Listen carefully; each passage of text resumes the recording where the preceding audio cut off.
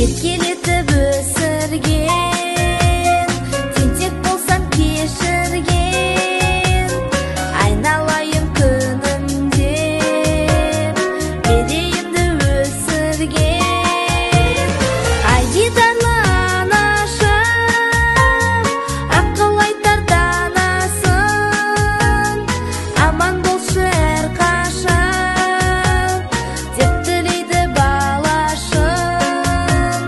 Сен көрмейтін ешкімге орның бөлек тарасын, сен көрмейтін ешкімге орның бөлек тарасын.